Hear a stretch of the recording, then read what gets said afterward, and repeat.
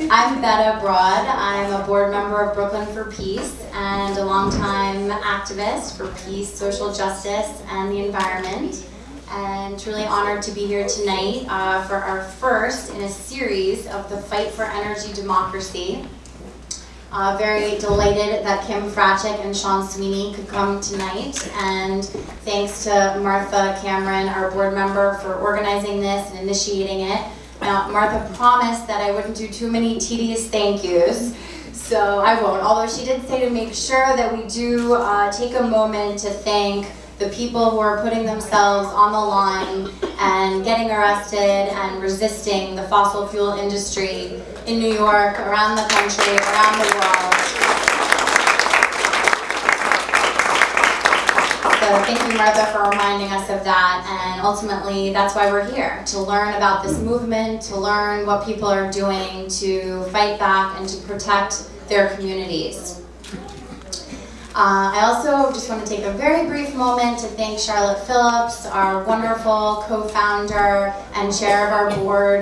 Without Charlotte, much of the work of Brooklyn for Peace wouldn't happen. So thank you for your leadership and wisdom, Charlotte.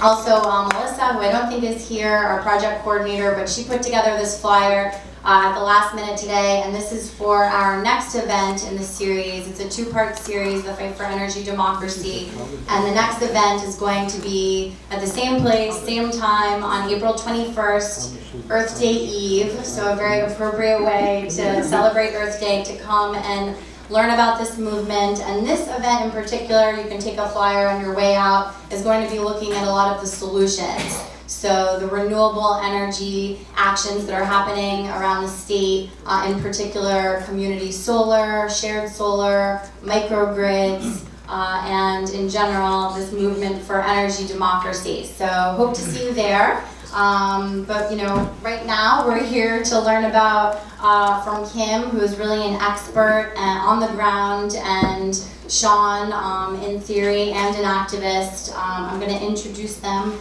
in a moment, but I first just wanted to say, another housekeeping thing. Brooklyn for Peace registration. If you didn't fill out one of these cards when you came in, please do. We'd really appreciate knowing that you were here, knowing how you heard about the event, and we'd love to be in touch with you if you're not already on our list. We'd like you to be. We do a lot of different events related to sustainability, to peace, to social justice, and to making Brooklyn and beyond a better place. So we'd love to stay in touch with you. No, we want you to be members. And be members, yes. Become a supporting member. We can't do this without your support, and we'll get into that a little bit later in the program. So we're going to have each speaker for 20 minutes, and then we'll open it up for a Q&A. And so keep questions in mind, jot them down. We'd love to hear what you're interested in learning more about during the Q&A.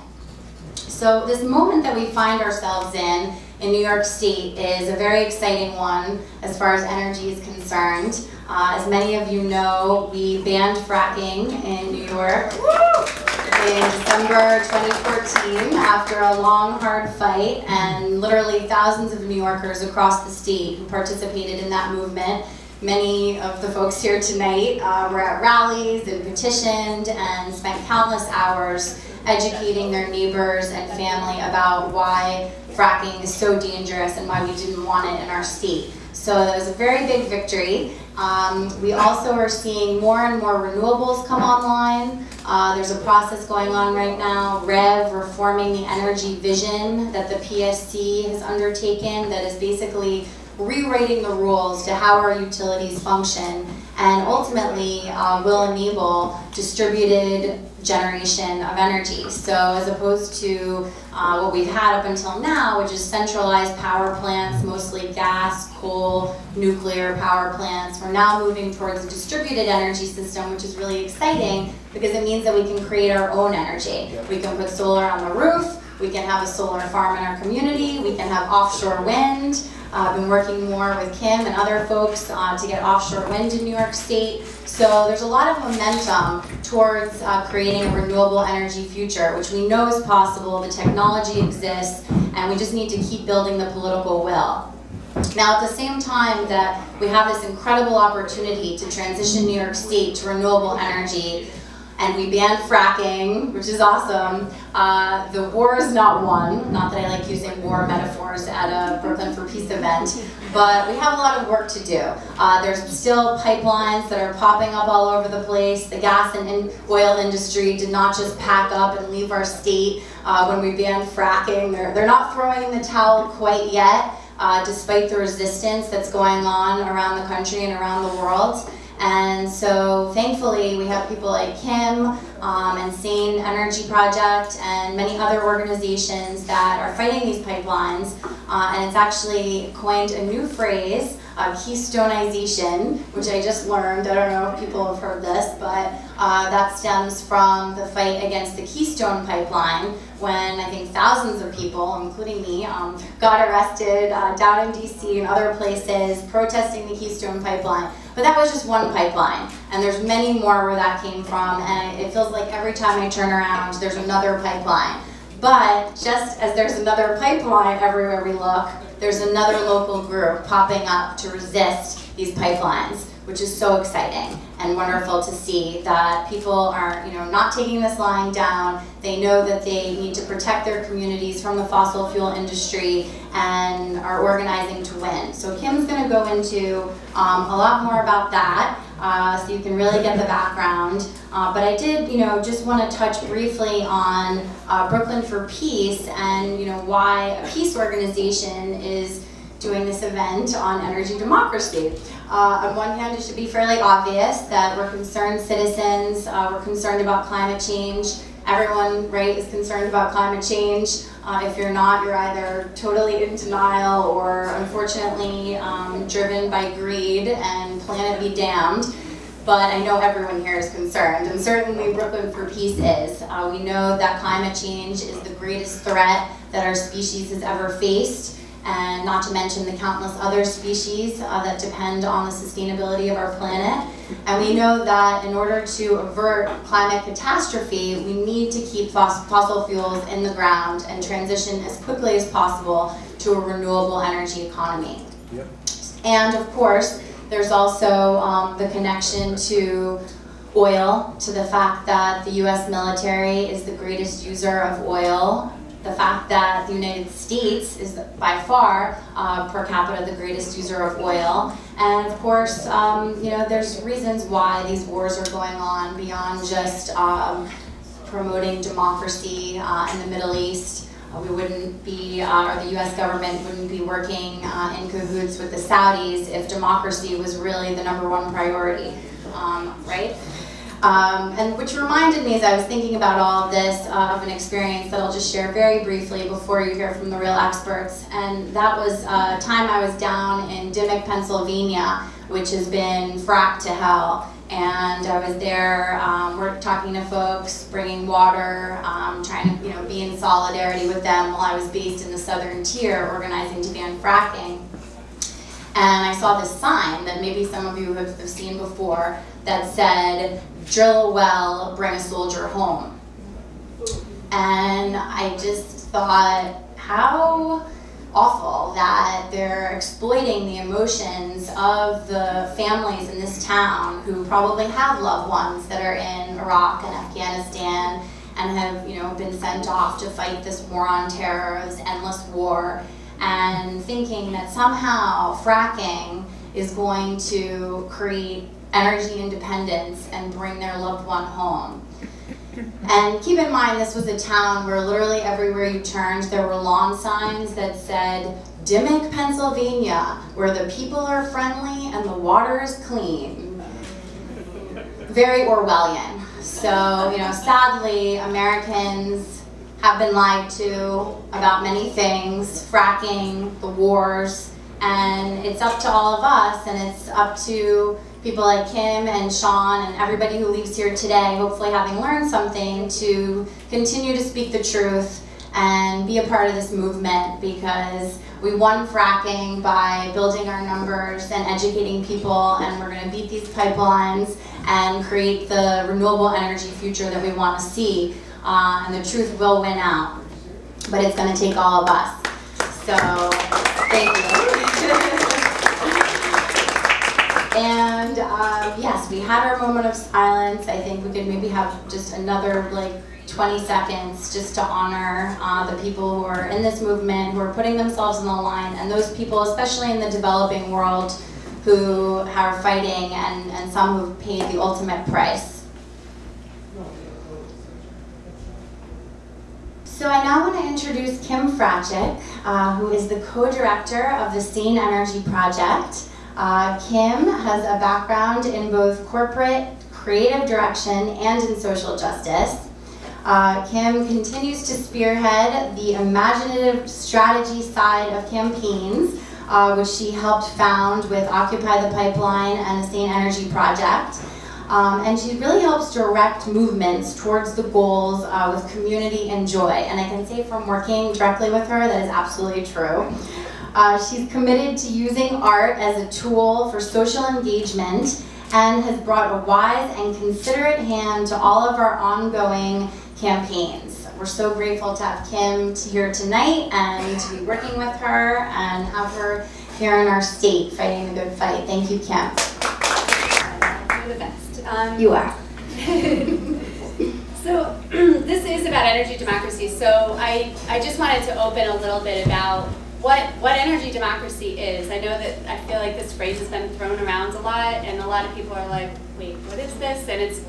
And we have to be careful of like things becoming catchphrases without really truly absorbing the meaning of it. So it is about community residents being innovators and planners and decision makers in their futures, being able to choose clean energy, being a part of the process.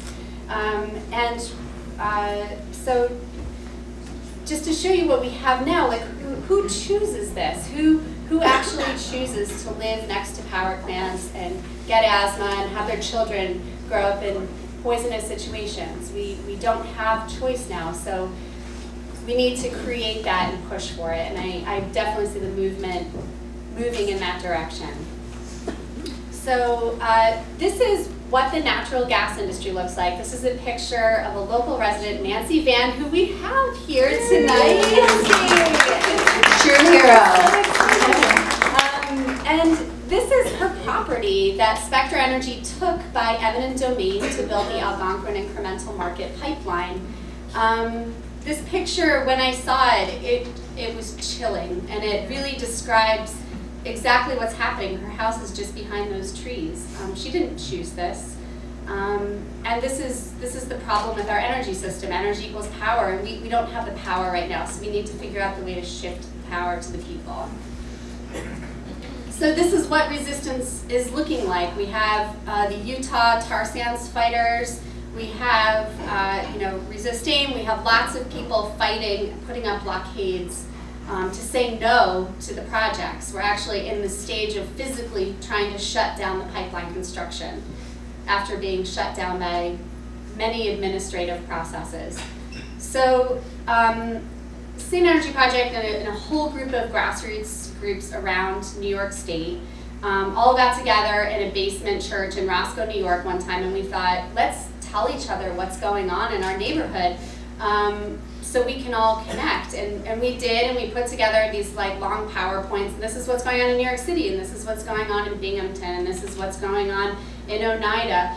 And we decided the best choice would be to make a map of what's going on so we can all see a big picture of what's happening with all the fracking infrastructure in New York State. We're currently working to expand that map into Pennsylvania, but we just want to run through New York State tonight, and then I'll open it up to the region and sort of what's going on in the 50 states. So just let's take it back a step and just remember that methane is not cleaner for the climate, for us. It's poisonous. We just have to remember that moving forward, that it's actually 86% times worse for the climate than carbon dioxide.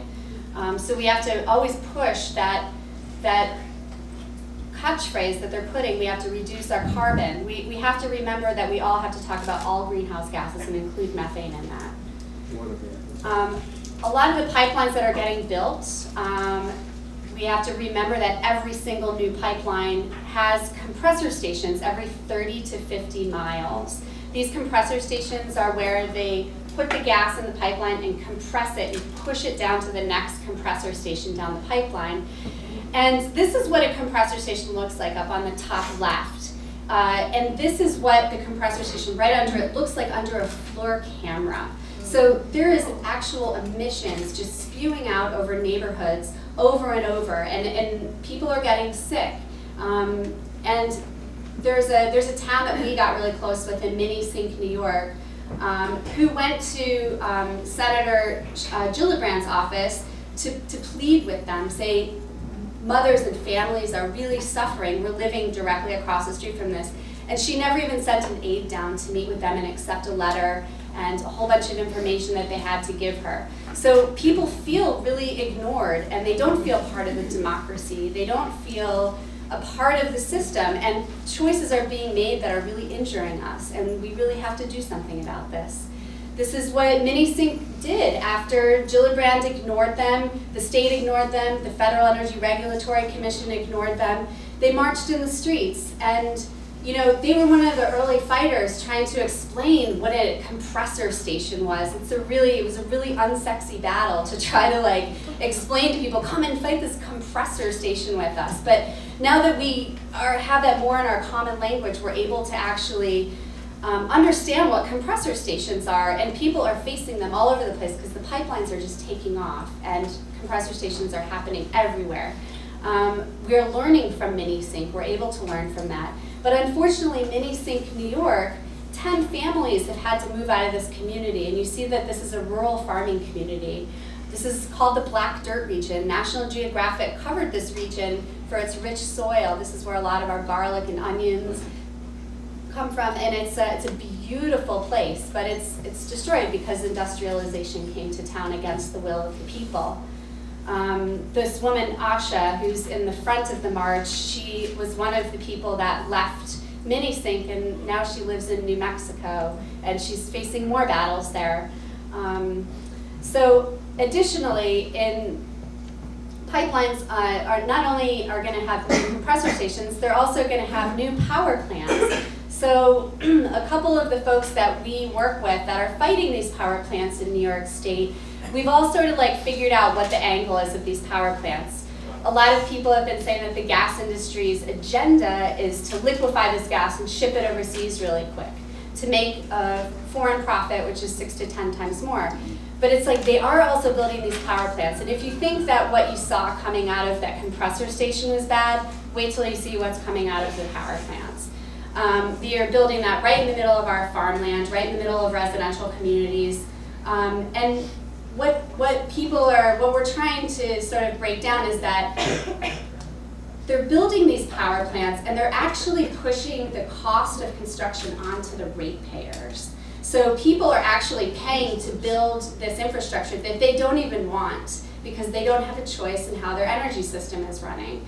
Additionally, when they do figure out that they want to build all these liquefied natural gas ports on our coast, which I'll get to in a second, they will then be able to raise the global market price, which is 6 to 10 times more in Europe and Asia, and we'll be locked into this infrastructure here. So they'll be like, well, we can't develop solar. We have all this gas infrastructure that we spent all this money on. So if we don't shut all this stuff down now, we're really seeing a future of incredible poison and real hardship.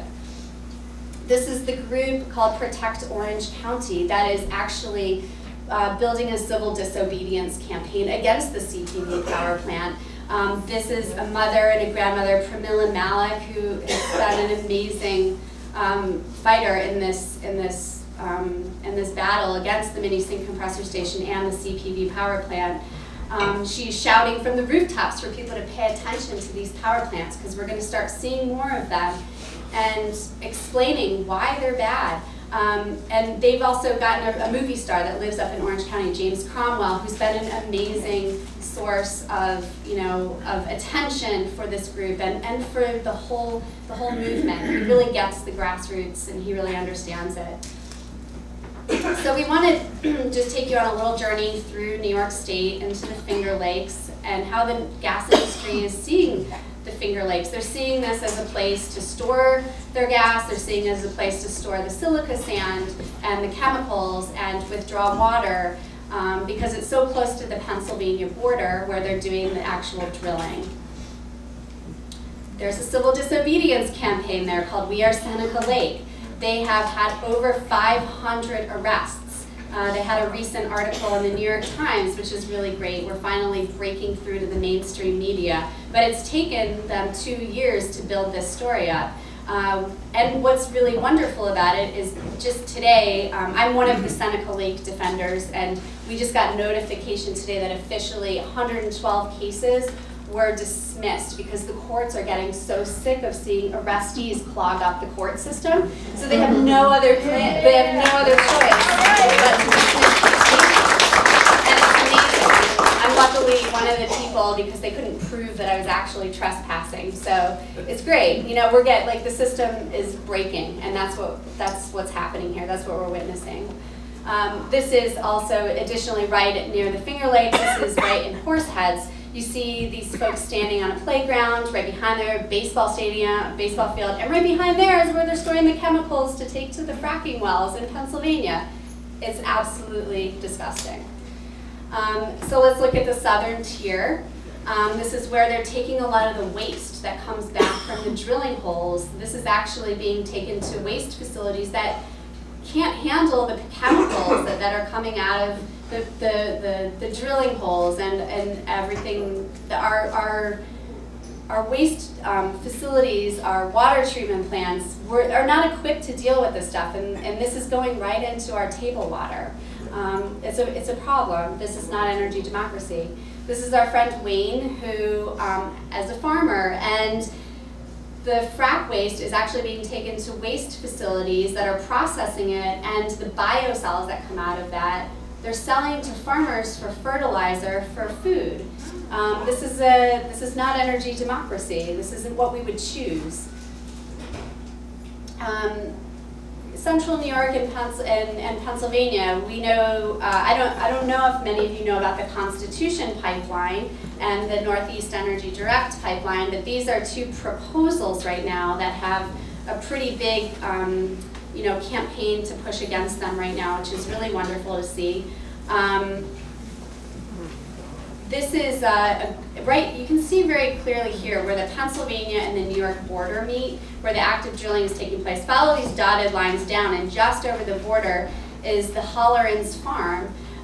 These folks make their living off maple syrup. They're wonderful people that are just tapping trees, and the Constitution Pipeline Company thought it would be a really great idea to come in and chop down all of their trees just 2 weeks ago. Without having the permits to continue into New York. So these are the brutal capitalists that we're actually seeing. They have no logic except to continue their process to make money. This is what a right-of-way looks like, the Millennium Pipeline that's running east and west on the southern part of New York. And this is going right down into where this gentleman goes fly fishing. This is a problem. This is not energy democracy.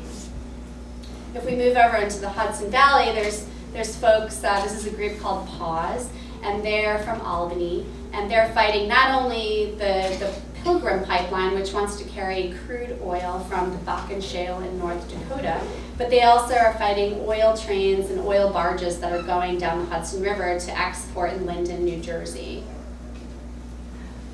And then it brings us to closer to home in our metro area.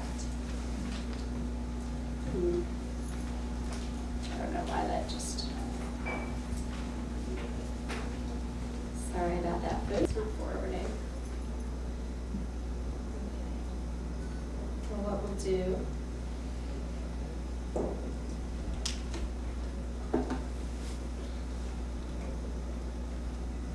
is we'll look at it like that. Perfect, yeah. So in the metro area, we have, you see the picture of Nancy again. There is a local civil disobedience campaign going on right in our backyard, which I hope you all get active with, called Resist AIM. So we're fighting Spectra Energy, which is building the Algonquin Incremental Market 105 feet away from Indian Point Nuclear Facility. So you all have a bright yellow piece of paper that was on your chairs when you walked in, and this is just an FAQ, like take it from step one. It's a 101 that walks you through what the pipeline is and why it's a problem and what you can do. This is images of us getting arrested at the pipeline construction. And we don't just throw people out into getting arrested. We actually have very, very specific, deep trainings that people have to attend in order to participate in our civil disobedience campaign. We come up with community agreements and we come up with roles for everybody. We want to make sure we're dealing with equipment and police and Spectra Energy and all these things. We want to make sure that everybody's safe and taken care of and feels secure, and we have a plan. And so we definitely are building Resist AIM to be a very, very safe, inclusive, and a really fun movement. We really need to start building up civil disobedience and not be so scary for everybody. And I think Resist AIM is doing a really good job. We have a bunch of teams that are headed by coordinators. There's many ways to participate in Resist AIM. If you're like, I can't get arrested, I just can't. Everybody has their own circumstances. Well, then maybe what you can do is help with the fundraising team or help with support. Bring coffee to the actions. We all need coffee because we usually start our actions at 6 a.m. So things like that. If you're a media person, there's ways to participate in helping to write press releases, helping on social media, things like that. There's plenty of ways to be involved in a direct action campaign. I just wanted to point out that this group, SABE, has been working on fighting the AIM pipeline for the last 2 years. They've taken all the administrative processes. They work on electoral, politics, and they take that route. So we're trying to figure out a way how we can sort of blend the civil disobedience campaign and their administrative and electoral campaign and complement each other's work. This is an image of what Spectra's plans are. So, they want to be able to segment these pipelines into little tiny projects so they can get them passed through with FERC. So they don't have to do cumulative impact, statements. They don't have to look at the complete environmental hazards that are going to happen to a giant pipeline. So they're taking it little bit by little bit just until they can get up to Canada and ship all this out overseas. So this is Resist AIM's first civil disobedience action in November. This is the Montrose 9. I'm one of the Montrose 9, and we stopped construction for an hour that day, which we felt was a really big deal. We prevented workers from going into a wear yard where then they deploy to their work sites. And that was sort of our launch to say to the community, we say no. We then moved further into the right-of-way and blocked construction again. And what these two groups the first two groups of people, we've pled not guilty in court. What we're going to do is aim to plead with the climate necessity defense. So what our objective is that we are going to say that the actions that we took were preventing a much greater catastrophe than the law that we broke. And we have a super duper criminal defense attorney named Marty Stoller, who has probably represented many people in this room during some serious legal pickles. But he's an excellent lawyer, and we're taking this to court, and we've actually gotten national press attention for this pipeline, and this is the point of why we're doing this. We need people to start talking about it, like Governor Cuomo, who happens to have written to FERC, our Federal Energy Regulatory Commission, and said, please halt the construction of the AIM pipeline because Indian Point happens to be leaking tritium right now, which causes leukemia, and it's radioactive. And the AIM pipeline construction is just 105 feet away from this. So we need to stop it. And so we have Governor Cuomo on our side now, which is was a huge step forward for our strategic movement. And Spectra's response was, keep working, fellas, just keep going. And FERC's response was, we are going to deny your request to halt the pipeline. So we have a big spring and summer ahead of us, and we're going to need everyone's help in this room, okay? We're going to stop this pipeline. Is that an exact quote? Pardon? That wasn't a quote, direct quote. Right? No, not at all, no. But he did kind of say, go stuff it. We're going to build our pipeline whether you like it or not. I mean, that's really what essentially they are saying to us. They're just totally blowing through our local, our local government. And, they're just going to keep going. I just want to show you on a map where the AIM pipeline is. So that little U, right, you can see where Indian Point is. It's that red dot that the arrow is pointing to, and the AIM pipeline is directly under that. Here's a blow up of that. There is an existing pipeline there that was built in the 50s. The new pipelines that are being built now are 42 inches wide in diameter, 42 inches in diameter. These are 3 times more likely to explode, according to the Pipeline and Hazardous Safety Material. It's like actual agencies have told us these pipelines are more likely to explode. So putting that right next to Indian Point is absolutely unacceptable. Not energy democracy. Looking at what the potential impact radius is of an explosion, you can see all these little red dots. These are elementary schools. And our friends that are working in Resistain with us have kids going to these elementary schools. This is how close it is to Indian Point. You'll see at the top, Indian Point is right there. And when you see that a pipeline blows up, it's not just the potential impact radius that Spectra and FERC say it is. We know that explosions take on much more. And it could be, a complete meltdown for the New York City area of 20 million people. We really need to stop this pipeline. We have to remember that the AIM pipeline is not meant for the local market. It's meant to export. What they're doing is they're segmenting this project into what's called AIM right now, which is what we're currently fighting.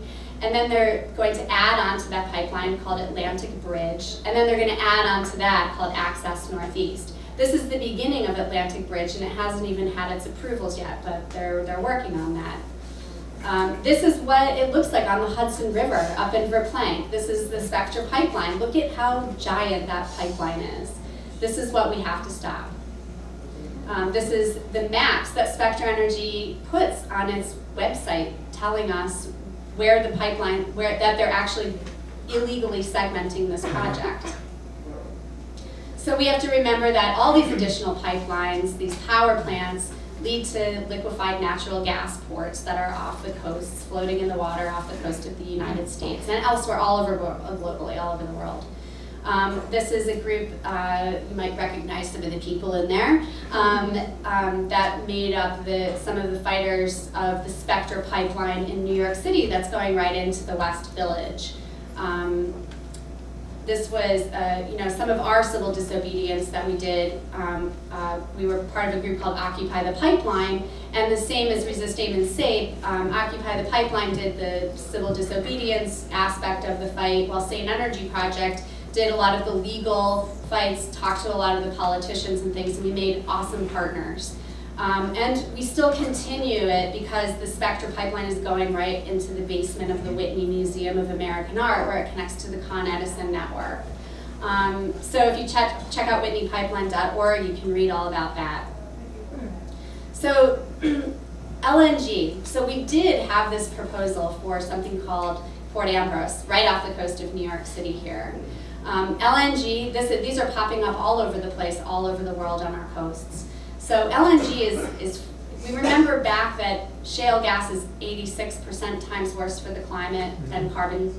Okay, well LNG is even worse because it not only, you have to refrigerate it to negative 260 degrees in order to liquefy it, and then you have to transport it to wherever your market is. So that's adding on an additional 40% of what is worse for making it even worse for the climate than just shale gas alone. So we really need to cut off these pipelines so the LNG can actually happen, because this is like game over for our climate. We won. We vetoed Port Ambrose in December, okay? Like, we did it, okay? And it was about community engagement. It was about us strategically working out who are the decision makers and how can we jiggle them to get Port Ambrose vetoed, and we did it. So winning is possible. I just wanted to touch on briefly, Martha and Betta wanted me to go through what's actually happening in the States. Part of what I do is I work with art to help to organize people, and we made this giant banner, and I'll just run through what it says. It's the United States of fracking. We're united with the Diné and Hopi, whose ancestral lands and ancient buildings are threatened by earthquakes. We're united by the pipelines and poisons, by the feeling that we're losing everything. We're united with Minnesota and Wisconsin, where frac sand mining fills the air with toxic silica dust. We're united with parents in Butler, PA, whose kids go to school next to frac waste containment ponds. With West Virginia, where waste is dumped right into the creeks that feed the rivers that supply drinking water. With 9/11 first responders who moved to Minisink to heal their lungs, only to find polluted by a compressor station. Port Ambrose, Cove Point, Coos Bay, where liquefied natural gas terminals are imposed through scamming our democracy and may explode. We're united with everyone who wants a safe, permanent job and a real home, not temporary employment residence in a man camp in the Dakotas. This is all very real. Oops. We're united with the heroes arrested for speaking out against fracking, and we're united with generations of those oppressed. And FERC is united with the oil and gas industry, and FERC is supposed to protect us, but they protect the industry. We're united with the stars that can no longer be seen because of blinding light from the gas flares. With the New York State, where explosive pipeline will pass dangerously close to Indian Point nuclear power plant. In California, where fracking continues in spite of the drought. But if we unite against oil and gas, we can be united by the air, the water, and the land we share. So these came from 50 phone calls that I had with people all over the United States to tell me their story. And then I worked with my favorite artist in the universe named Seth Tabachman, who's an amazing illustrator, to help me illustrate these stories. And what we did is we turned it into a giant 50-foot banner to use as a blockade at FERC. So this is a group called Beyond Extreme Energy. They're focused on fighting FERC for the movement. A lot of them are based around Washington, D.C. So we traced Seth's drawings, and I brought it down to Washington, D.C., where we had the community painted in and more in the story. So people felt much more tied to the banner, and because we actually joined together in communion to make this piece of art. And then we blockaded FERC with it, and they couldn't go to work because they walked in and they had to face all the stories of the people who FERC is endangering. And right in that place where Port Ambrose was vetoed, we have the opportunity to build offshore wind. We have a potential to build amazing power using our natural resources here in New York State. So I just want you guys to remember the way industry is seeing New York State and the way that we see New York State. And this is a real future that we can build. And I'll leave it at that. Thank you.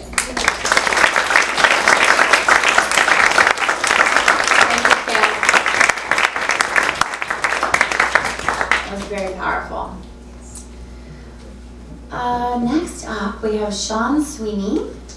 Sean, I don't know if you were preferring to stand, I think. I was going to stand here. Is that all right? That's fine with me. If everybody can see you, I think that works. Sean Sweeney is the coordinator of Trade Unions for Energy Democracy, a global multi-sector network of 47 unions from 16 countries working to advance democratic direction and social ownership of energy. Sean also directs the recently launched International Program for Labor, Climate, and Environment at the Murphy Institute of CUNY. Great, thanks for that. Thank you, Sean. Am I mic'd up okay? No. No, how's that? Any better? Yeah. I've got a pretty... Oh, yeah, thank you.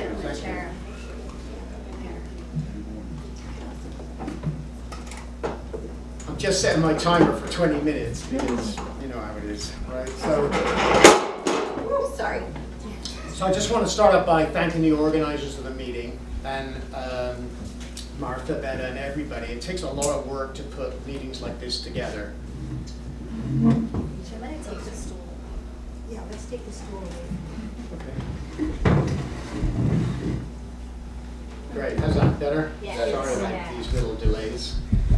It takes a lot to put these kind of meetings together. What I want to talk about a little bit is, well, first of all, to acknowledge the level of activism that's going on. I think it's astonishing what has happened in recent years.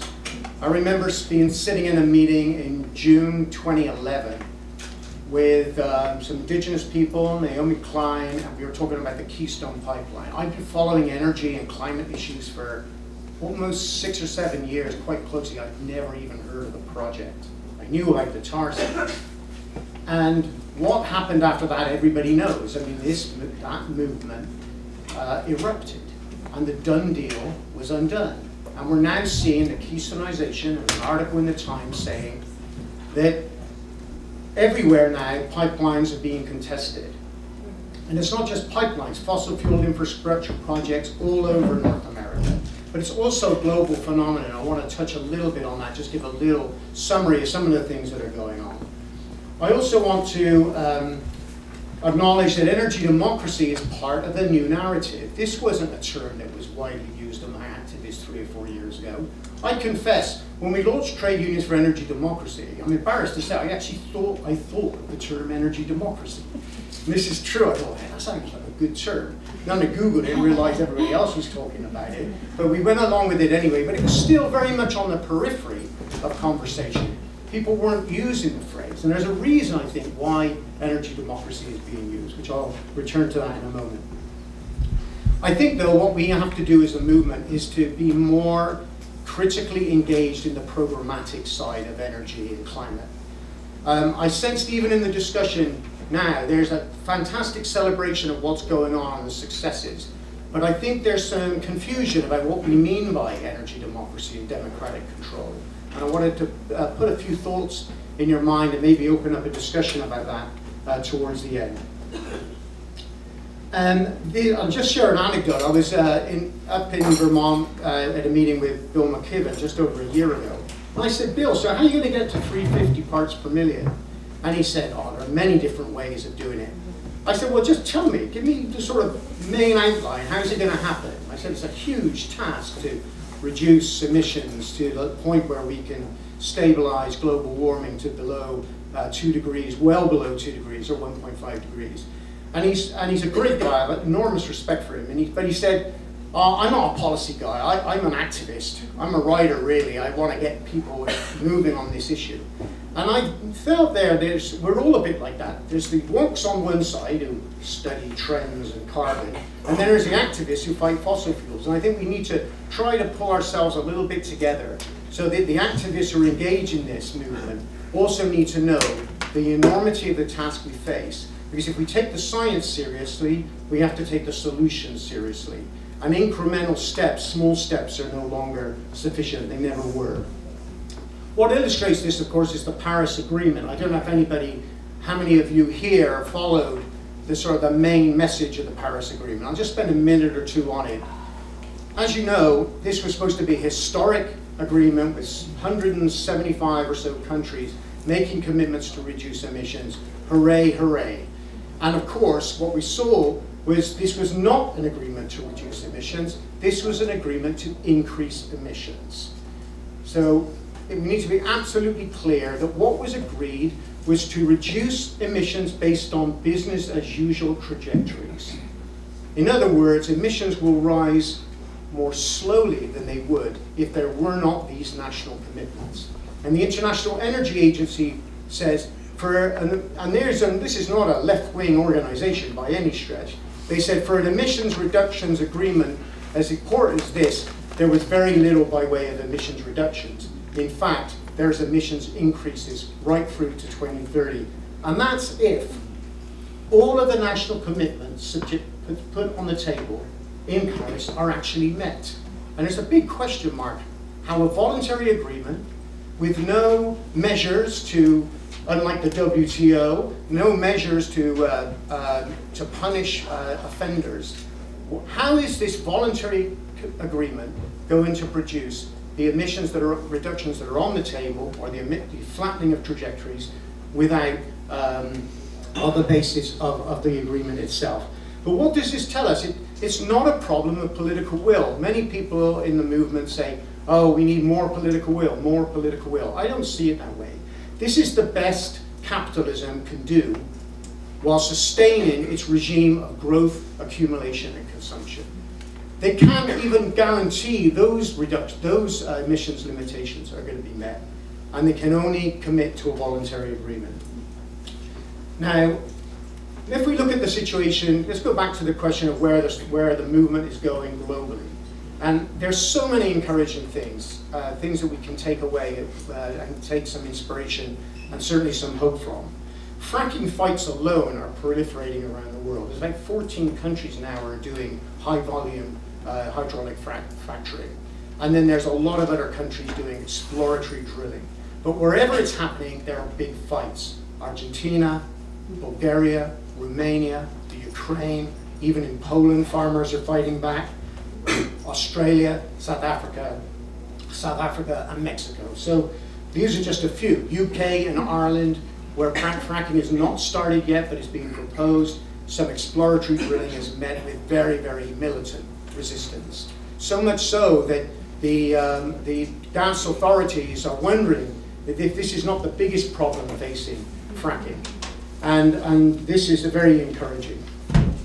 A lot of people talk about the divestment movement and the fact that funds worth $3.4 trillion have agreed to divest in fossil fuels is a very big part of the movement, but I want to return to that in a moment.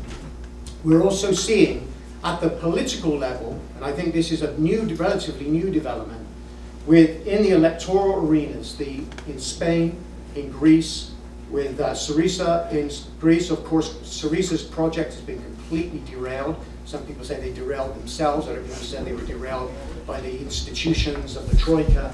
We can't go into that now, but they were committed to 100% renewable power under public control. Podemos, similarly, energy democracy is in their program. Alberta stood against the oil, the Alberta New Democratic Party won a landslide victory against the oil interests there. In New South Wales and Australia, we're seeing the Greens mostly benefiting at the expense of the Australian Labor Party for fighting coal bed methane and other fossil fuel extraction projects. There's even the Common Man, no sex is intended for me, but the Common Man Party in India, in Delhi in particular, won landslide victories over air quality issues and want to rein in the fossil fuel companies. And we see the Corbyn election in Britain, leader of the Labour Party, calling, not just winning a landslide in the leadership race, but on a program that included energy democracy, breaking up the big six energy cartels, and for municipalization of power, or remunicipalization of power. And I think these are extremely important developments. One, I think, which is probably of special importance of what's going on in South Africa now. The fights there, political fights, are around what is called the mineral industrial complex, with the ANC really tight with the big extractors and the exporters, and the movement that's grown up there after the Marikana massacre that killed 30 or 40, I can't remember the exact number, of unarmed miners in the platinum sector, has generated a political split which is leading to a new labor formation and a new movement growing up, which is challenging not just the energy companies, but also asserting the need for public renewable power and part of a transition. So it's expressing itself in different ways and in different places. I want to spend a minute or two to talk about the Democratic Party race. Because here again, there's a big difference between what Bernie Sanders is saying and what Hillary Clinton is saying. And to have this right in the center now of the US discussion on energy is very, very important indeed. Of course, Secretary Clinton is calling for nuclear, clean coal, regulated fracking, but she's being very disingenuous about the fracking question. She says, I will regulate fracking. Well, guess what? You've only got jurisdiction over a third of federal lands, federal and tribal lands. So whatever you do through the Department of Interior is not going to apply for the most part to the remaining 2/3. You can work through the EPA, but that's sort of subject to all sorts of delays and litigation. The EPA has done a very bad job in terms of regulating fracking. But the fundamental problem is they assume that fracking can be regulated, and she's misleading the American public and the world by saying, we can regulate it, look what Colorado has done, when I don't think I need to tell everybody here, there's certain problems intrinsic to fracking. The leakage of methane, not just into water, but into the air, is one reason which means that fracking should be banned on its own, to say nothing about the issue of chemicals and the non-disclosure of chemicals, which is still, even in the states that have tried to regulate, do not require mandatory disclosure of chemicals. Bernie Sanders, of course, is taking it on by confronting the fossil fuel companies, talking about the need to end subsidies and end their political influence. This is a very big opening for the energy democracy discussion, but it's got its weaknesses, and I want to turn to some of those in a moment. Now, just to contrast Obama's election in 2012, when climate was just like shoved out of the discussion, shamefully not attended to by Obama in his run for re-election. But I think there's a couple of problems I'd like to focus in on. One is, let's just take the divestment movement. This number, 3.4 trillion, is very, very misleading. It's a very, very tiny fraction of those pension funds, investments that have actually gone out of fossil fuels. So when the divestment movement says funds representing $3.4 trillion are divesting from fossil fuels, you can be forgiven if you listen to that quickly to think that, oh, $3.4 trillion has moved away from fossil fuels. That's not true. It's a tiny, tiny fraction of that. And I think that there is, even in Paris, there was 350, and I have immense admiration for them. They issued a statement in Paris saying the world is moving away from fossil fuels. Well, if that were true, this is very, first of all, this would mean the role of the movement is different. If market forces, if the general political atmosphere is moving away from fossil fuels, or means we're moving away, then our job as a movement is to keep pushing in the right direction and not to question fundamentally where things are going. But if we look again at the figures, and I think it's good to be optimistic, but we also have to be true to ourselves. Fossil fuels reduced in 2015 by 0.6%, largely due to the collapse of coal use in China. But if we look at fossil fuels emissions related to fossil fuels since the 1990, the benchmark year, it's gone up 61%. And this is during all the times of the discussions on climate change, the Kyoto Agreement, the Copenhagen Accord, and now the Paris Agreement. Through all that time, emissions are going relentlessly upwards, 2 to 3% a year. Yes, it dipped 0.6, but that is not the same as saying the world is going away from fossil fuels. And that, I think, is something that's very sobering, but it's something we have to confront. Also, going back to the question of us becoming a little bit policy wonky, don't repeat, I would suggest, this would be my humble advice, don't repeat phrases like the carbon bubble or stranded assets. Because this narrative comes from some of the liberal environmental groups and climate groups. They're very good people, they're working very, very hard, but they're assuming that politically, well below 2 degrees of warming is locked in politically from now until 2030, 2040, and 2050.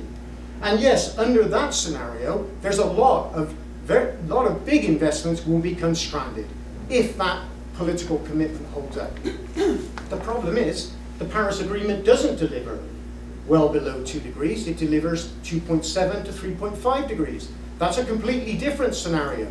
So those stranded assets are not so stranded after all. And if you look at the levels of investments in fossil fuels, notwithstanding the recent slump because of the prices, you're seeing an enormous increase in investment in exploration and also extraction, far higher than what is going into renewable energy. So I think this is an important point to make on this. Now, closer to home, I think I just want to conclude with a few comments on where my takeaways from the energy democracy debate and how I think we can try to have a conversation in the period ahead.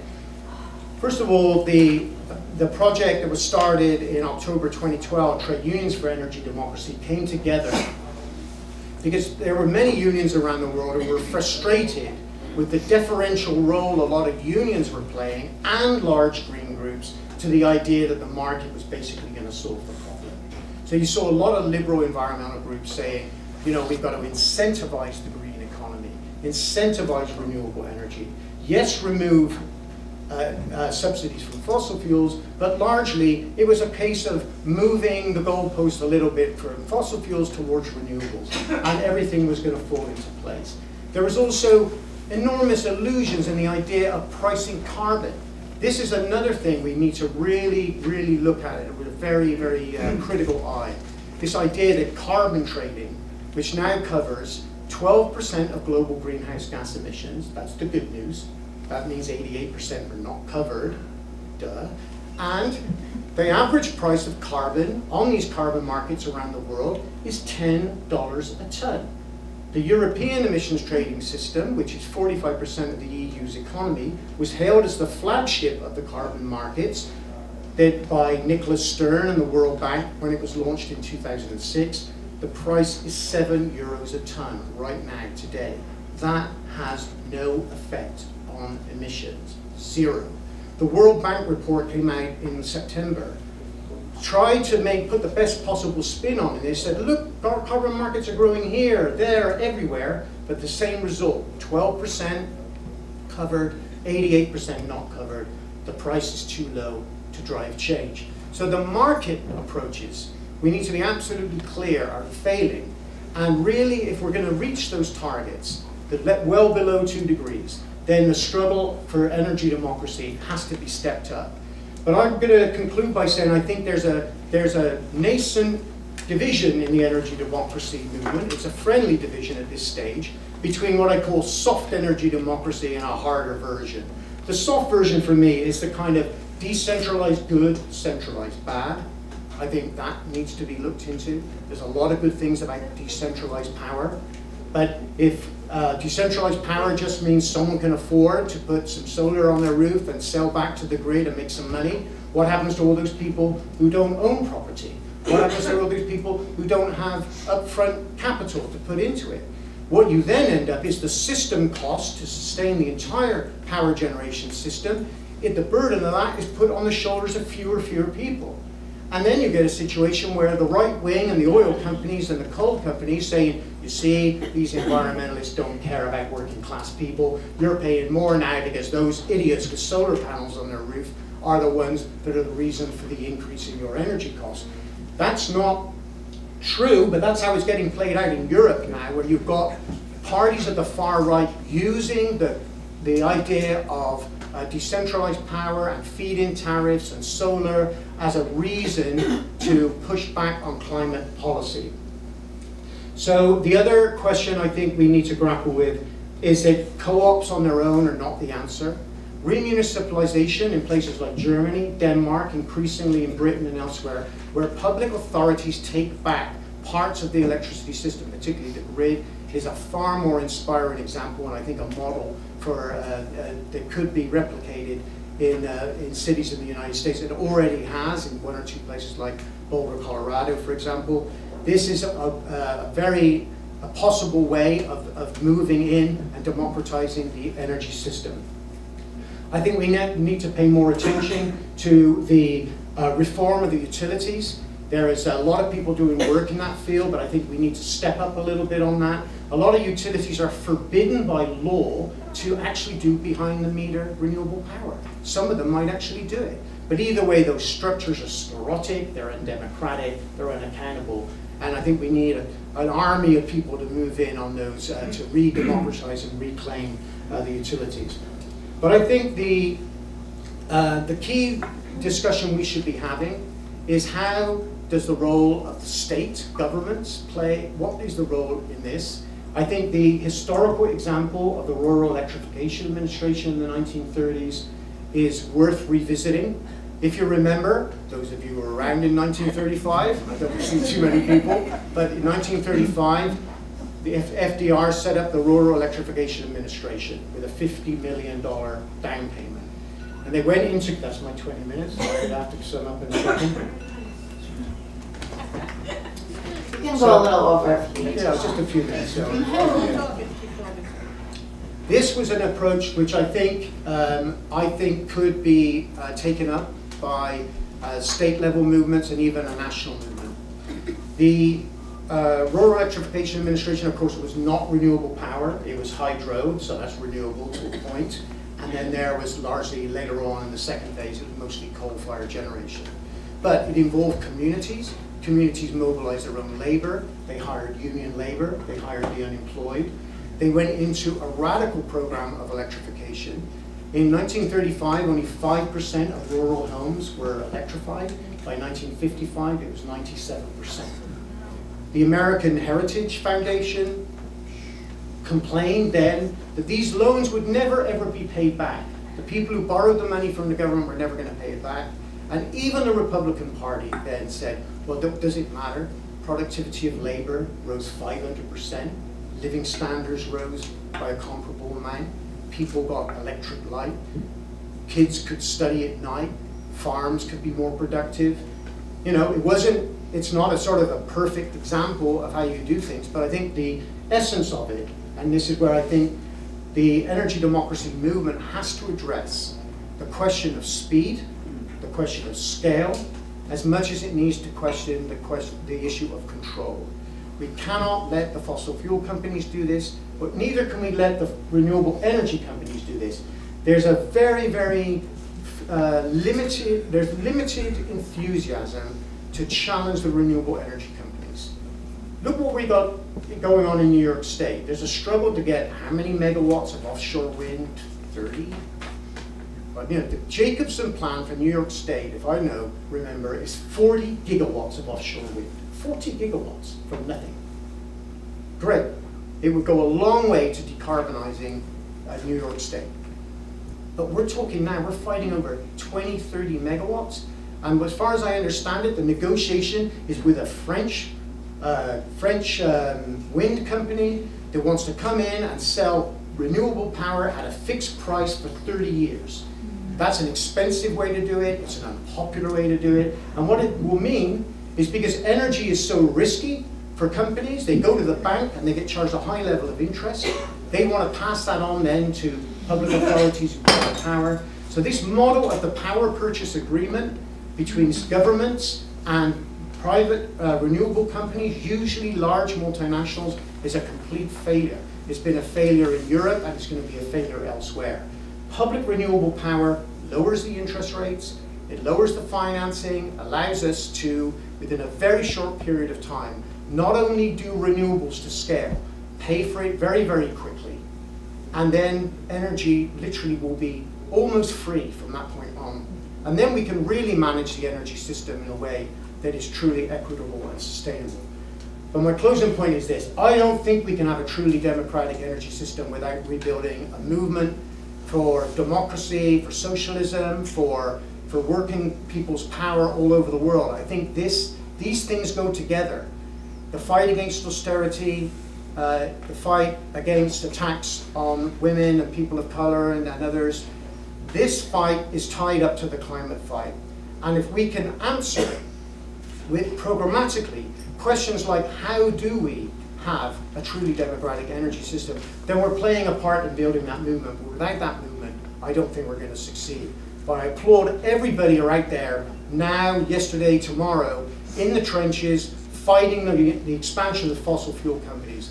We finally put them under pressure. They're losing fights they would normally have won. But this is only the beginning. I encourage us all to engage programmatically on some of these key questions. And thank you for the opportunity during the conversation.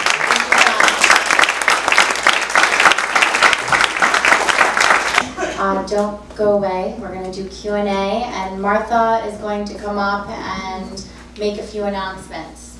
Martha Cameron, thank you so much for organizing this.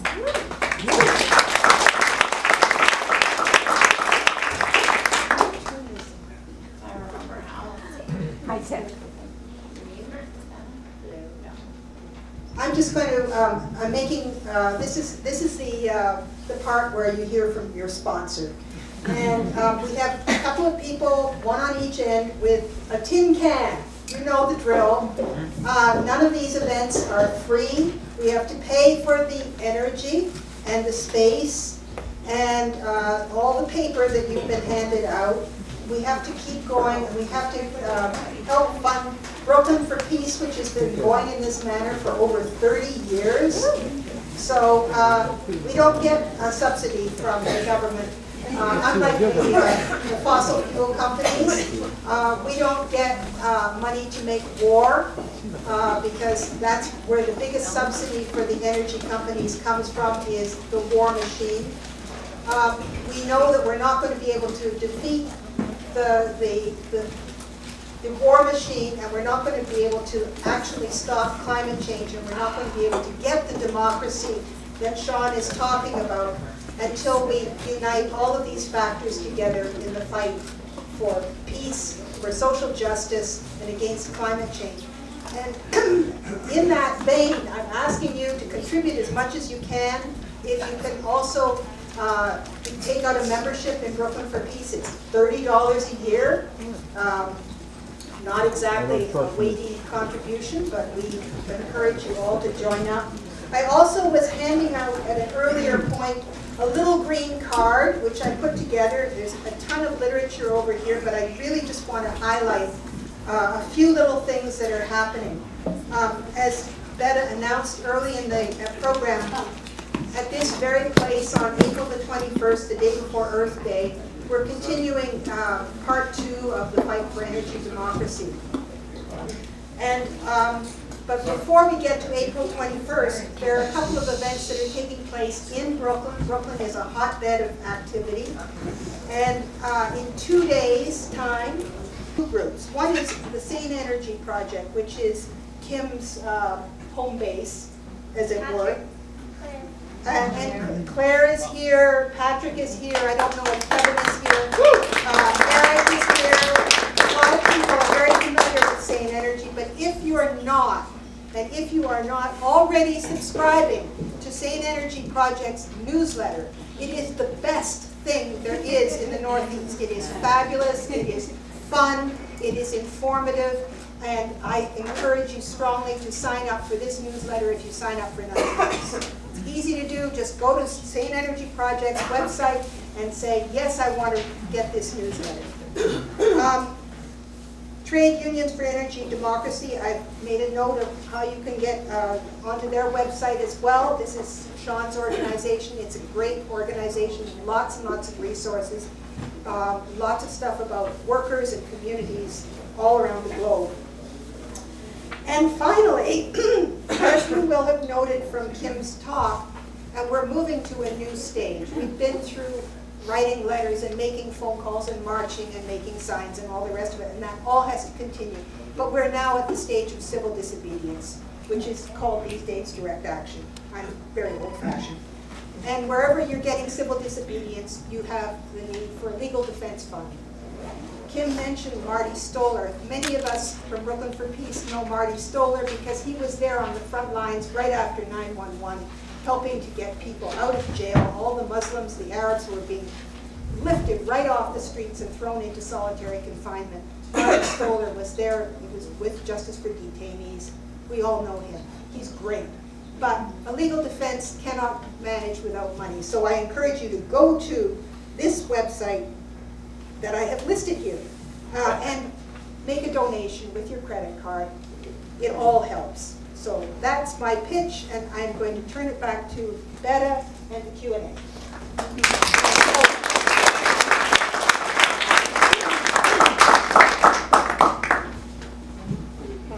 Yeah, I don't know if anyone else has the skills to turn that on. We can't seem to manage it, and our idea was to have a floating mic for your Q&A questions, so let's just get going. I wonder why, since I'm under the understanding that Cuomo banned fracking in New York State, is that correct? Yes. Now, I'm just shocked by the idea that these energy companies are able to pursue constructions of their infrastructures linked to this fracking business, and that, you know, how is that at all possible when it is banned by the authorities, by our government? Kim? Yeah, well, the drilling is only one small part of the process of fracking. I mean, we went through that story of the banner, the United States of Fracking, so it's not just the drilling, which is the only thing that was banned here, the high volume hydraulic fracturing. There's still vertical drilling. There's 6,000 vertical wells being drilled in New York State right now. Those are much safer, aren't they? No, energy extractive processes is not safe for anybody. You know, the pipe, I mean, all the pipelines, the compressor stations, the power plants, the LNG ports, the chemicals, the frac sand mining, the water withdrawal from our rivers.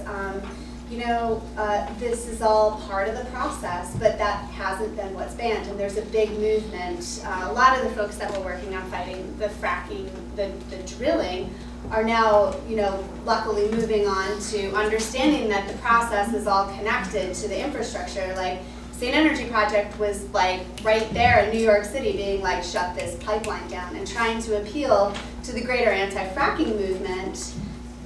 Like, it's about the infrastructure, and you know, we're finally there now that we, you know, it takes a long time to build this movement of understanding. You still have to try to explain to somebody, like, compressor stations, as I was saying, is like, it's a really unsexy conversation to have, but we have to figure out a way to make it sexy and make people want to talk about it, because it's killing life on the planet.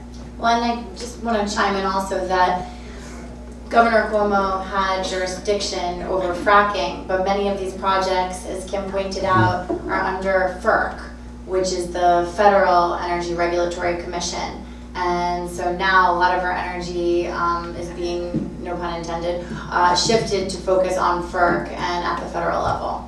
As Kim also pointed out, Governor Cuomo recently called on FERC to halt the construction of this AIM pipeline, and the company Spectra basically said no. We've all been anti-fracking, but is the real fight anti-gas? Any gas? Like, we should not be Anti-fossil fuels. Yeah. And nuclear. Anti-extractive energy. Yeah. Nuclear is extractive energy.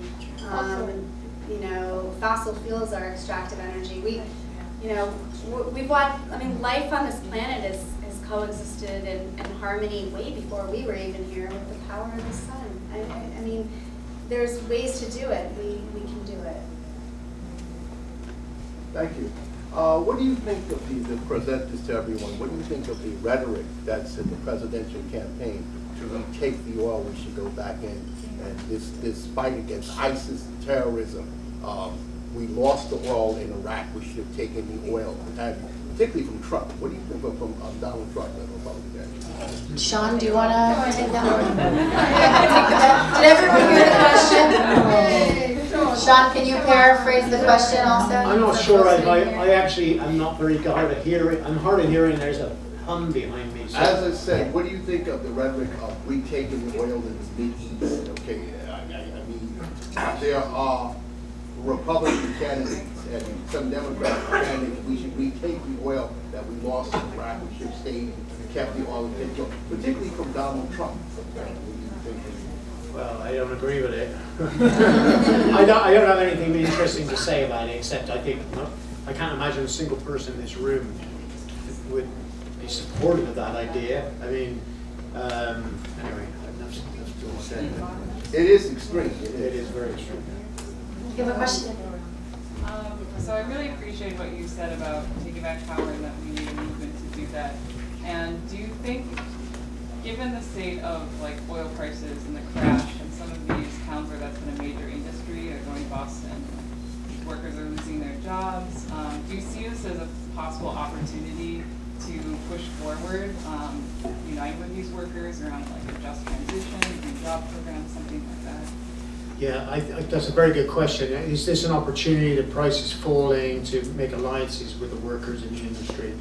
I think this is very much so. This was Naomi Klein's message in Paris as well.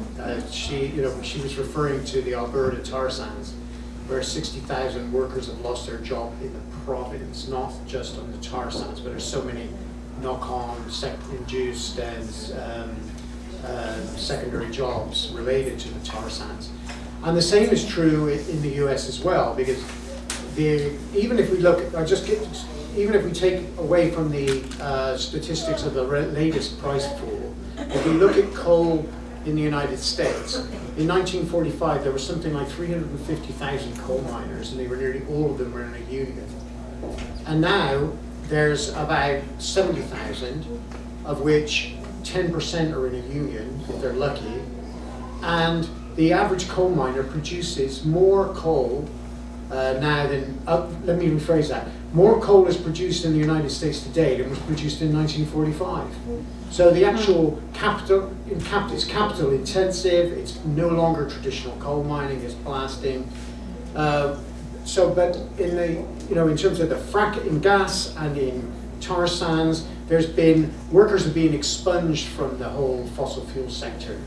And yes, I think this is a time to say, let's have a turn in direction. I just did a piece, I did promotional, self-promotional here, called Labour After Keystone XL, which is coming out in about a month in New Labour Forum. It says this is a chance now for the labour movement to finally dump its alliance with the American petroleum industry. The building trades have got literally an on paper, signed with blood, alliance with the petroleum industry to promote North American fossil fuels. And those workers are now with the Keystone defeat. There are many in the building trades who are fighting for a different direction. So I think there's a good opening there, definitely. Thanks for your question. I guess kind of related to what you just said, Sean, as I was listening to you, I've written a lot about like stranded assets and the divestment. And I guess while I was listening to you, on many points I agree. But I was thinking about that language, stranded assets, or the exaggerated number of the 3.4, and I totally understand what you're saying about it being a little misleading, but I also feel like it's cultural language, it's narrative language. It's saying something about what the future is for people. So whether or not it's precise or maybe wonky, or policy oriented, I feel like culturally it's important. Even to hear the conversation today with the attorneys general, the way they're talking is culturally important. I don't know, so maybe if either of you could talk about where this kind of policy orientation or infrastructure orientation, I know you talked about art, meets up with kind of cultural narratives, or how, for us, some of the language you like to use to kind of create that picture of a future for people that's not necessarily tied to candidates or political movements, but just cultural. I don't know how. Okay, we got it. Yeah, let me just give an example from the trade union discussions at the global level. Around about 2006, 2007, all union leaders started talking about green growth, green and inclusive growth. We need green growth. And that term comes from the World Bank. They didn't know that. They just been basically, that was the dominant sort of language. Everybody's using it, policymakers are using it, elected officials are using it. Those are the good guys, let alone the fossil fuel guys, the carbon criminals. They're using a completely different language. So I think all my suggestion would be that we should all just be careful about what words we use and where did it come from and what agenda is being served, or maybe it's not an agenda. That I think having that kind of more critical approach to formulations. I've heard people talk about, we need to tax carbon. I've seen everybody's heads nod. It's like, well, what's that? What does that actually mean? We could have a whole discussion on taxing carbon. Are we going to be, if the tax is then passed on to the consumer, which are mostly working class people, then who's getting taxed? The polluter pays principle. It's the worker pays principle often, because if the polluter has to pay, then that gets passed on.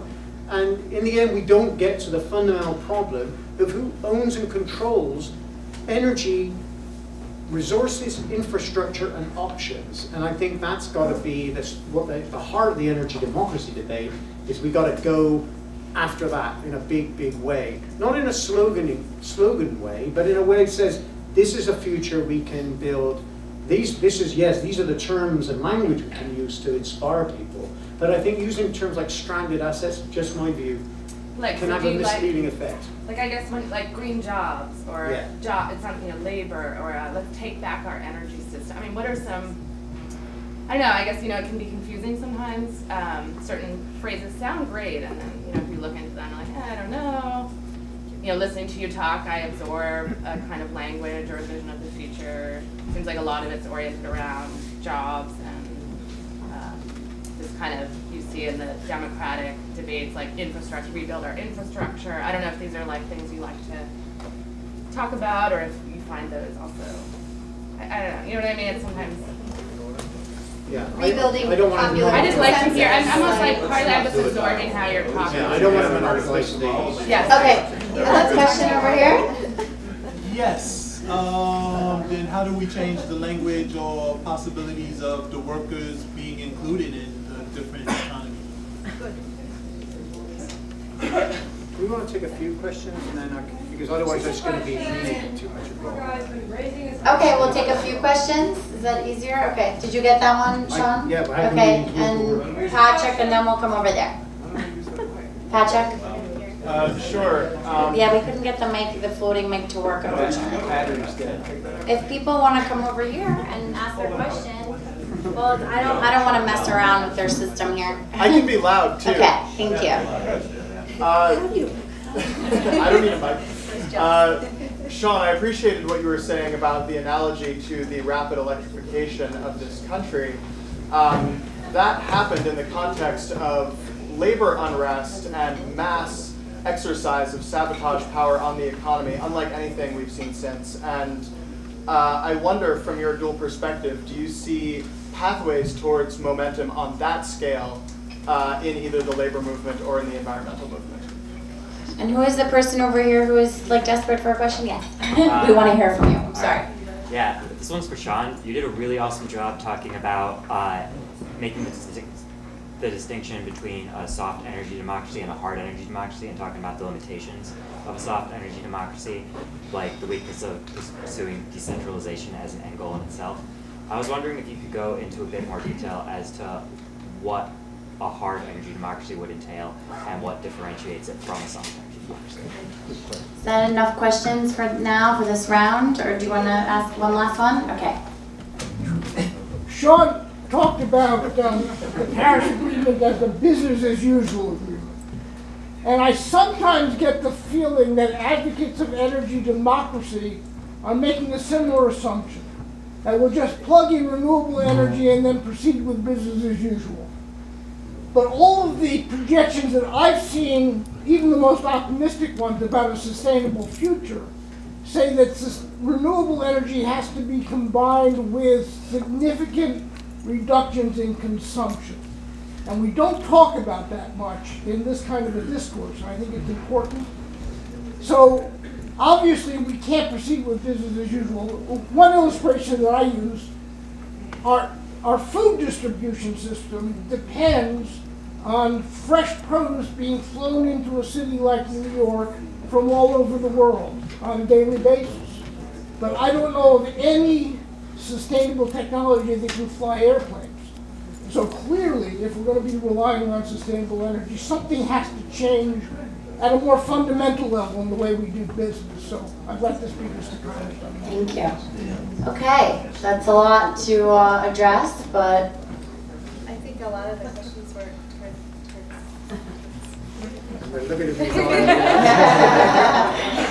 Should I respond? please take a crack at it. I think there's a lot of overlap in terms of engaging workers. How do we do that? My sense is that you mentioned just transition in front of a union. The idea of just transition is that workers should not have to suffer a disproportionate burden for environmental or climate policy. That the burden should be, the opportunities should be shared, and the risks and the burden should be shared. That's the kind of the idea. But just because you work in fossil fuels doesn't mean to say you're the one who gets thrown under the decarbonized truck, right? So I think so how do we engage unions on this? Many unions understand that the way the political system is rigged and the power of the fossil fuel companies, that they've made a pact with the devil even though they know it's the devil, because they don't have any confidence that the liberal policy architecture that's being proposed is actually going to deliver anything resembling a just transition for them. Of course, you can point to the fact, well, you know, you're being thrown out of jobs because of the collapse in the prices. True.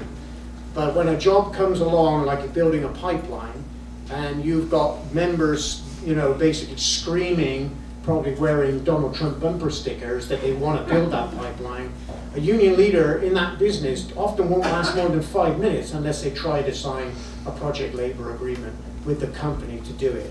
They often argue, and have argued in front of me and many other people, I'm sure, in this room, that if we don't build it, someone else is going to build it, it's inevitable, we can't stop it. This was the argument with the Keystone Pipeline.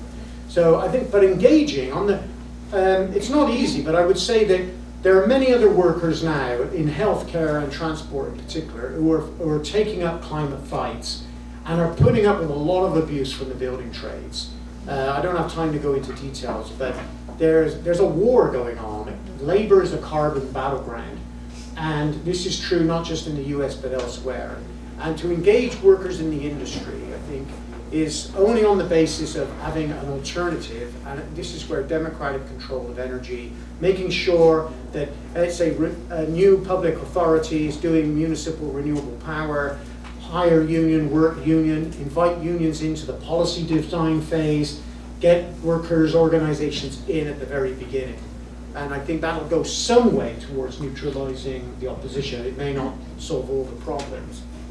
So I'll just transition into the question of, is it Patrick? Was it Patrick? Is that you, Patrick? Yeah. On the, you know, yes, the context of the New Deal, of course, was an economic depression and a rising movement.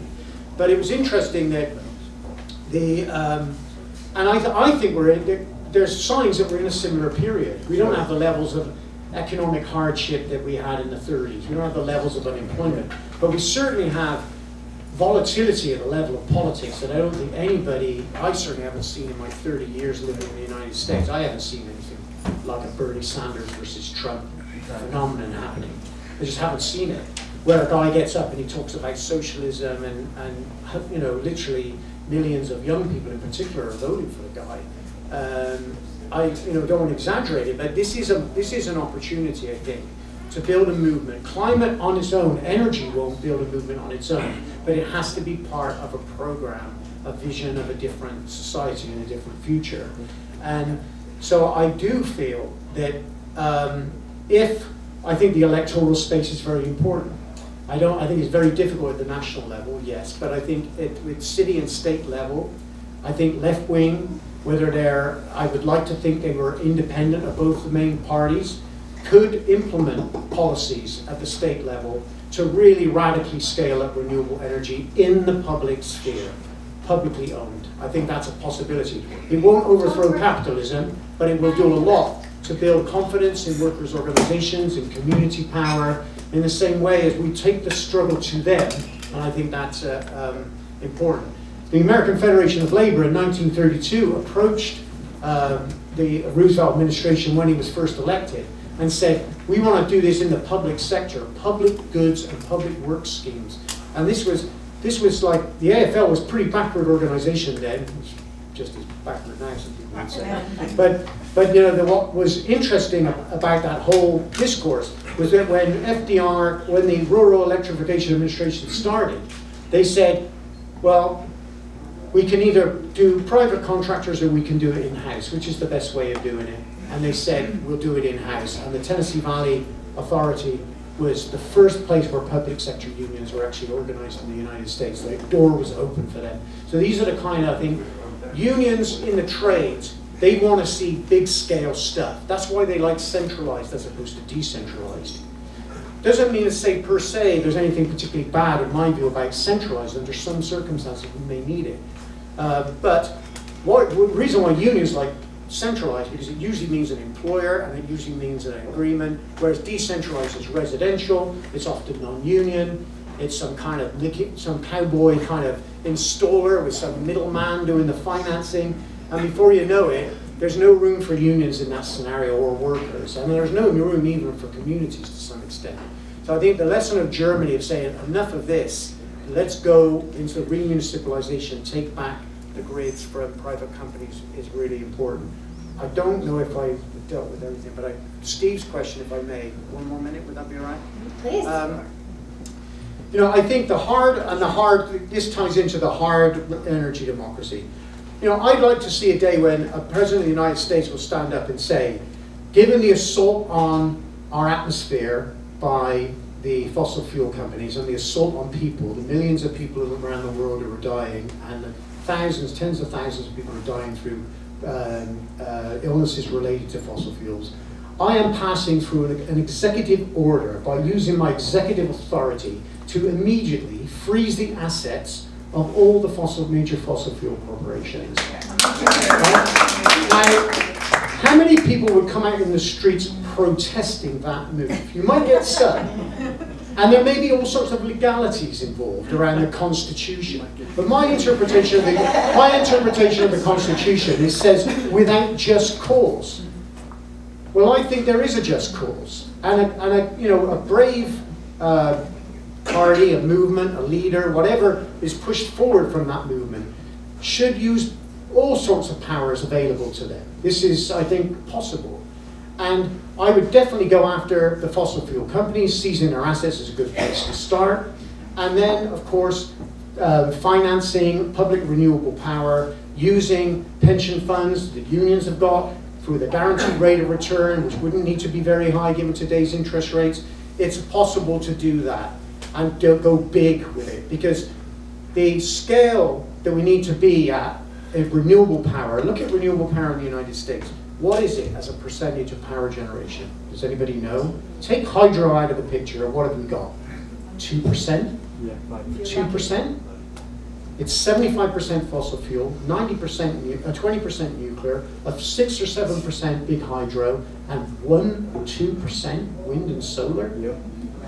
That's not going to get us to well below 2 degrees if the United States is going to play its role, which it should do, given that 28% of emissions in the atmosphere came from 5% of the world's population, the United States. I'm not talking about annual emissions, I'm talking about cumulative emissions, which is warming the planet now.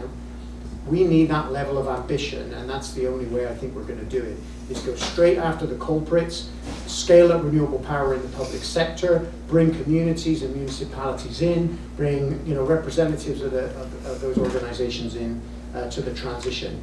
And when Bernie Sanders says we need to accelerate the transition to clean and renewable energy, but then he puts forward incremental steps, he's not doing, we need to be talking to every Bernie Sanders supporter and saying, we like what Bernie's saying about climate change, we like what he's saying about taking on the fossil fuel companies, but we really need to do some work on this energy transition idea, because a few little tax breaks for a few little solar companies is not going to get us where we need to go. So I end my second presentation. Thank you. Well, and if I may promote a march that's happening this summer, July 24th in Philadelphia, a march for clean energy just before the Democratic Convention. There's going to be buses going down to from New York City to Philly, and would love to see all of you there in the streets calling for bold action.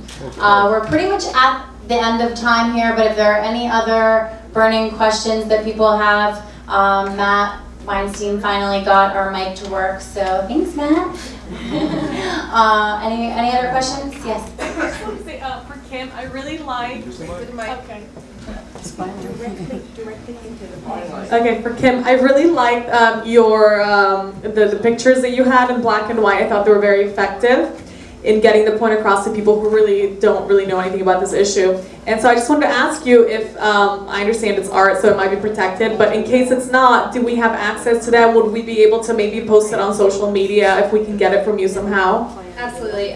There's actually a Facebook library for this event, for this banner. The banner has traveled to over like 200 places in the United States. It's a community banner. We made it for the movement. And I just used it at a 350 New Jersey event.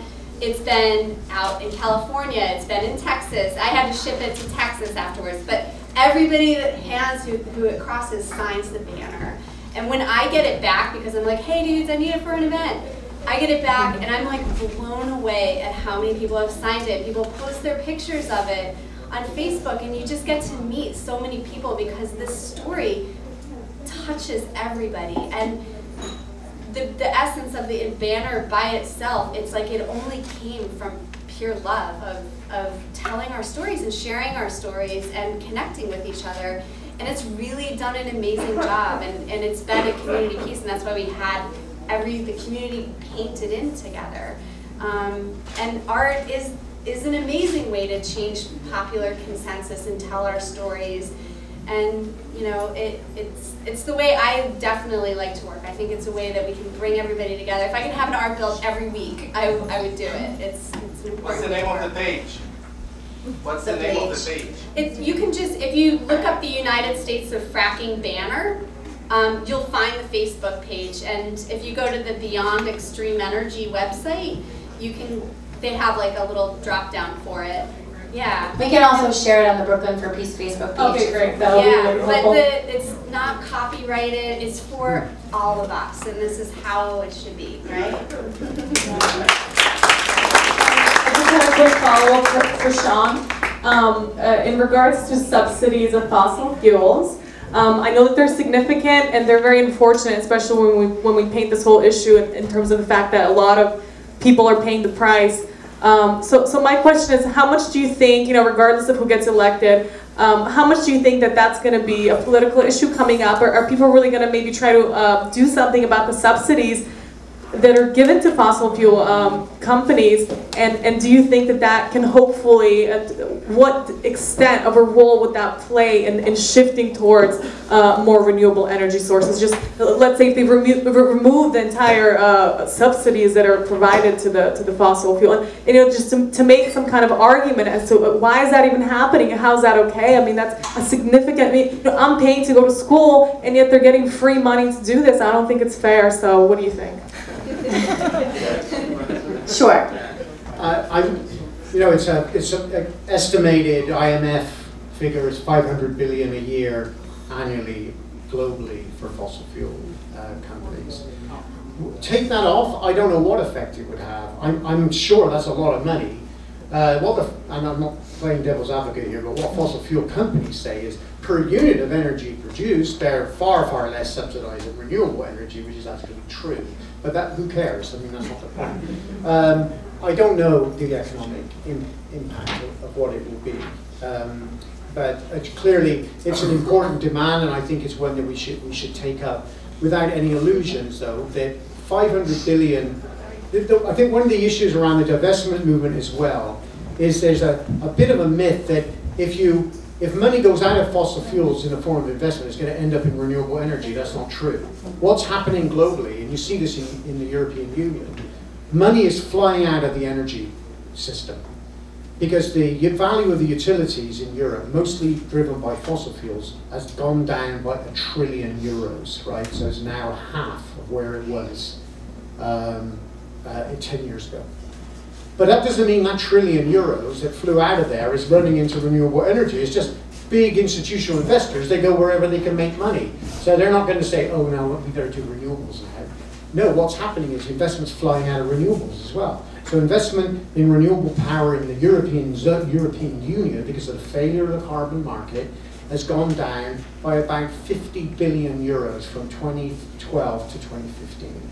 A year. So it's now gone down 3 years in a row. And so both sides of the energy system, if you like, the fossil and the renewable, is in a crisis. And the same is happening in the United States. People getting out of fossil fuels because of the low prices, low profitability, aging infrastructure, the coal power plants are really old, the nuclear are getting old. This means that investors are not going anywhere near it, and companies are basically going out of business or going somewhere else. This doesn't help renewables.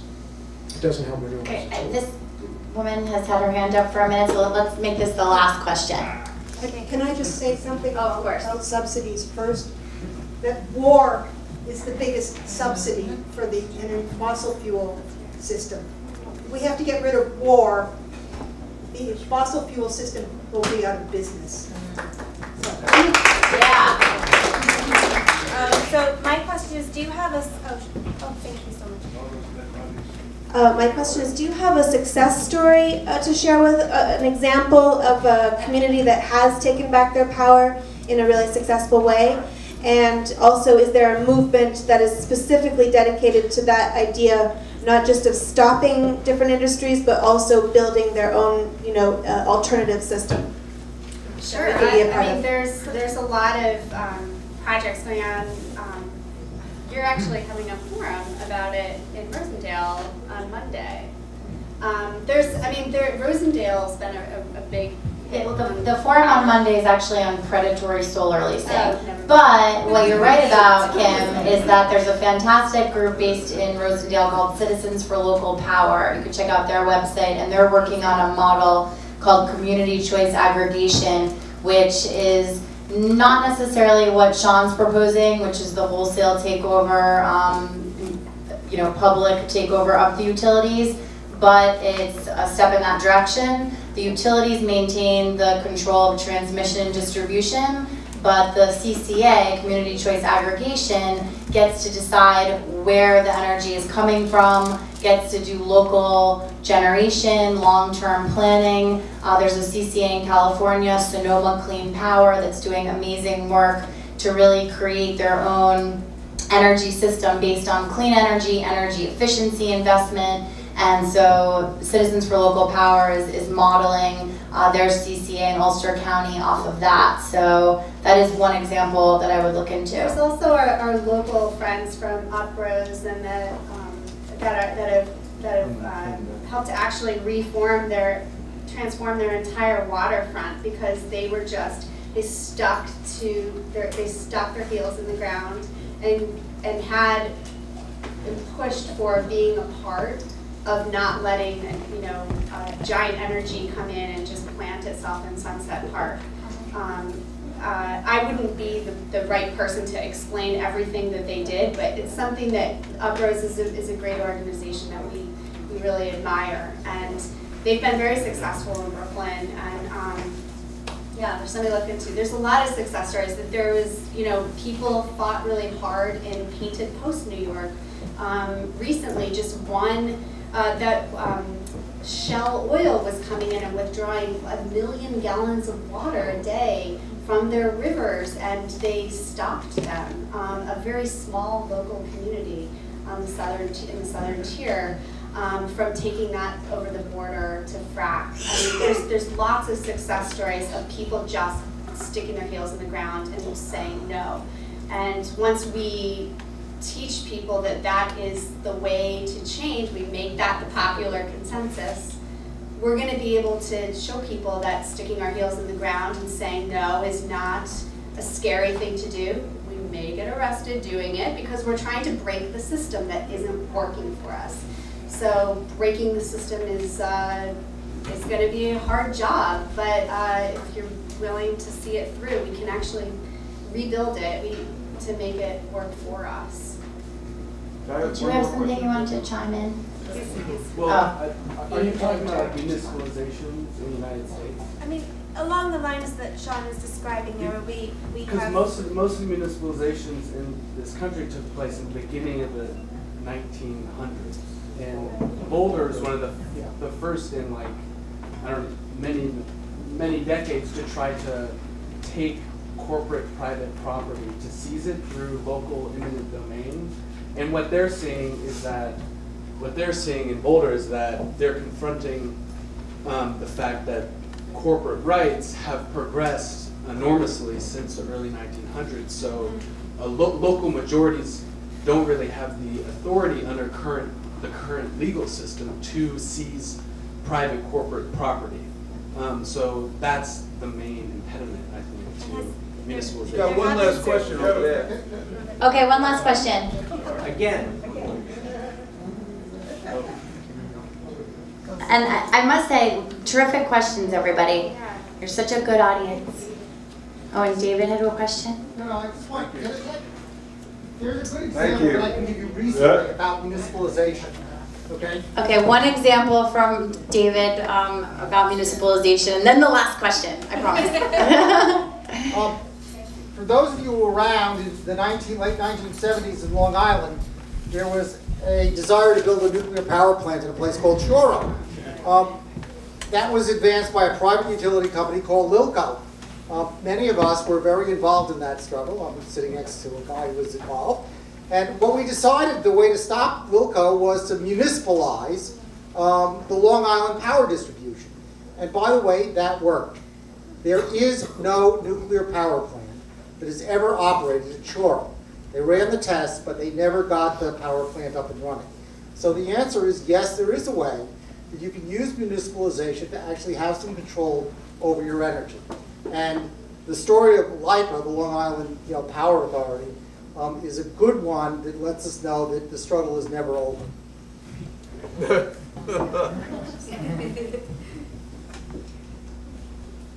So I wanted to bring up what Martha had raised, not just as a throwaway, but about war and how we raise issues within the movement, right? So that it doesn't only stay as a narrow set of demands, but that we see the interlocking of all these different issues, especially when we're talking about energy and fossil fuels, not only in war, but in fertilizer.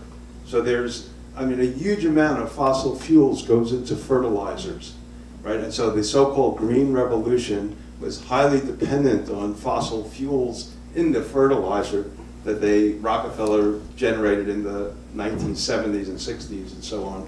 And so when we raise the questions of energy, it's not only a power plant and not only fracking, as horrifying as those are, but there's a larger connection to be made internationally in the fight against the way the corporatization of food is being taken over. The Monsantos are totally connected in with the fracking and so forth. And I'd love to see a discussion on how do we expand those issues in a way that will not turn people off, but will bring people into a larger, even a larger struggle around this. Thanks. Like about the idea of corporate gain, for over our rights. Sure. I'm not sure if that was even a question. So I don't. Yes, I agree with you. That intersectional organizing is very important. We're all overlapping, and energy justice is one part that I think a lot of places overlap in because it's so connected to war, it's so connected to our food system. It keeps us from building efficiently where we can curb our consumption, to his question point. I mean, there is a way to build another system. We all just have to participate in that and actually hit the streets. All right, good